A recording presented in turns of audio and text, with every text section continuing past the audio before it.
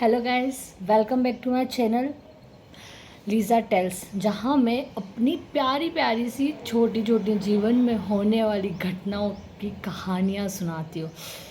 जैसे मैंने last channel मेरे वीडियो में बताया था कि मेरा जयपुर की हॉस्टल लाइफ का ट्रॉमा कैसा था, मेरी जो एक्स सो कूल दीदी वाली रूममेट कैसी थी। बताया तो था कि कैसा मैस क्रिएट हो रखा था, क्या सब कुछ अप डाउन चल ही रहा था हमारे बीच में। तो कुछ टाइम के बाद में रूम के अंदर इतनी गंदगी और मैस रहने की वजह से मुझे सफ़र करना पड़ा भाई डेंगू से। ऑब्वियस है भाई, जहाँ गंदगी वहाँ डेंगू और मलेरिया के मच्छर बिन बुलाए मेहमान की तरह दस्तक दे ही देते हैं। वैसे ही हमारे रूम में काफ़ी ऐसे मच्छर होने लगे थे और मैं वहाँ पे आई डोंट नो कि मुझे कैसे उस मच्छर ने कब कहाँ क्यों कैसे काटा, मेरे पास उसका कोई जवाब नहीं है। बट जैसे ही मुझे वहाँ पे डेंगू के सिम्टम्स दिखे, मुझे पता चल गया जब डेंगू के अंदर जस्ट लाइक अपनी बॉडी पेन, शिवरिंग होना, बुखार आना, जस्ट लाइक नॉर्मल चीज़ें हो रही थी। तो मुझे ऐसा लगा था कि यार ये जस्ट नॉर्मल सिम्टम्स है कि मुझे बुखार वगैरह आ रहा है, मौसम चेंज हो रहा है उस वजह से। बट नो, कोई नॉर्मल बुखार नहीं था और कोई नॉर्मल सिम्टम्स भी नहीं थे। तो मैंने मेरे पास वाले जो दीदी थे उन्हें कंसल्ट किया कि दीदी मेरी तबीयत काफ़ी ज़्यादा ख़राब रहती है, मुझे बॉडी में बहुत वीकनेस रहती है, तो मुझे क्या करना चाहिए, मुझे कुछ समझ में नहीं आ रहा है। क्योंकि मैं डेली टू डेली दवाइयाँ तो मैं ले रही हूँ कि मुझे बुखार आ रहा है, इस हिसाब से मैंने नॉर्मल मेडिकल से मेडिकेशंस ले रखा था कि हाँ ठीक है, ठीक हो जाएगा, होता रहता है। बट यार symptoms day by day change हो रहे थे। मैं body got weak day by day and I feel so scare कि भैया अपनी तो गई लगी लंका, दीदी गंदगी करके चले गए और हम भुगत रहे हो। भाई उसे बोला कि सफाई रख, बट उसे नहीं रखनी थी।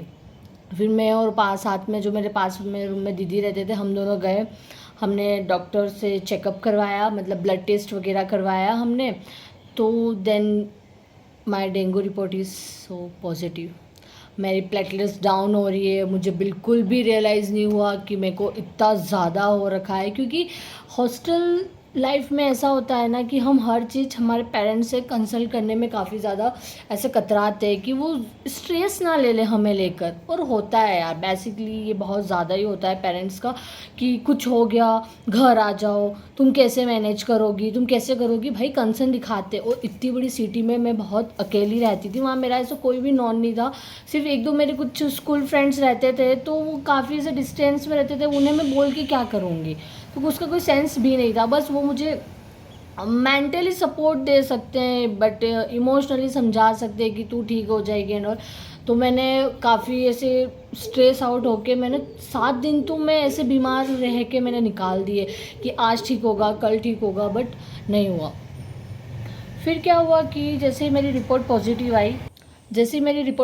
आई, मैं थोड़ा क्या बहुत ज़्यादा घबरा गई कि यार मेरा वहाँ कोचिंग चल रहा है, मैं करूँगी तो क्या। मैंने हिम्मत की, मैंने मेरे पापा को कॉल लगाया, बोला कि हम डेंगू पॉजिटिव हो चुके हैं। तो भाई वो खुद बोले कि तुझे 7 दिन तक कुछ पता नहीं चला कि तेरे साथ कुछ हो रहा है, तुझे बिल्कुल भी रियलाइज़ नहीं हुआ।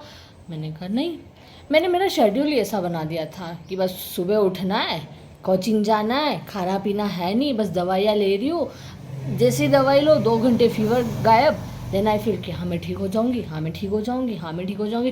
क्योंकि यार किसी की वजह से मैं क्यों सेक्रीफाइस करूँ, मेरी बॉडी ऑलरेडी गिव अप मार चुकी थी उस टाइम पे उस लड़की की वजह से।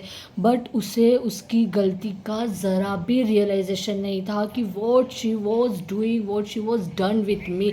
उसकी बेसिक एटिकेट्स नहीं होने की वजह से, मेरे रूम में इतनी गंदगी फैलाने की वजह से I have to suffer from severe disease like dengue.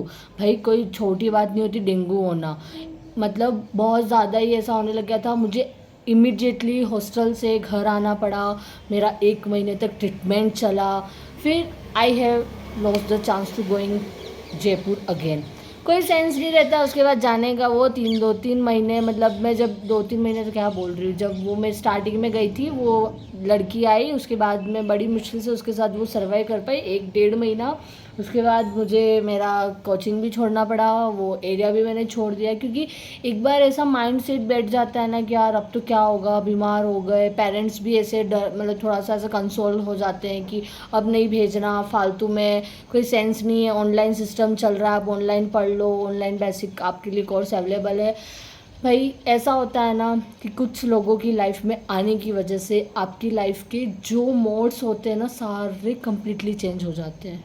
मुझे बिल्कुल भी आइडिया नहीं था कि ऐसा सब कुछ मेरे साथ हो सकता है, क्योंकि मैं इतना मेंटली फ्री होकर रहने के लिए गई थी।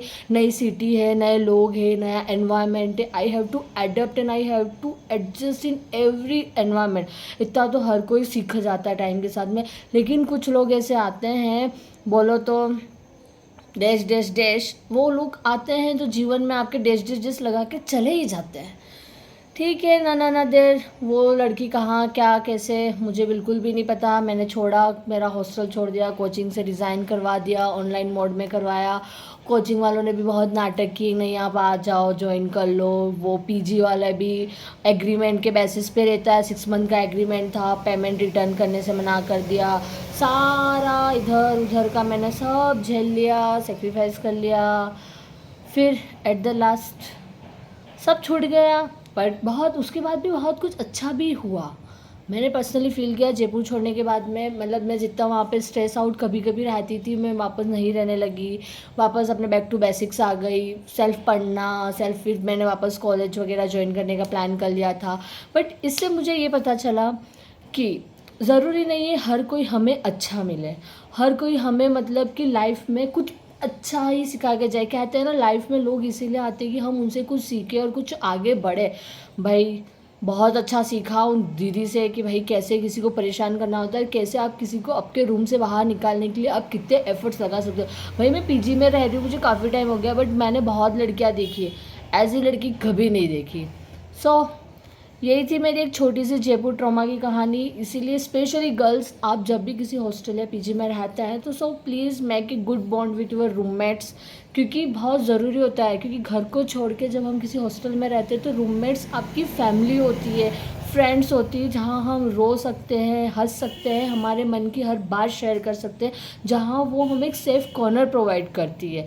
सो thank you guys for listening me, and so like my video, share it and comment it. Okay, bye guys.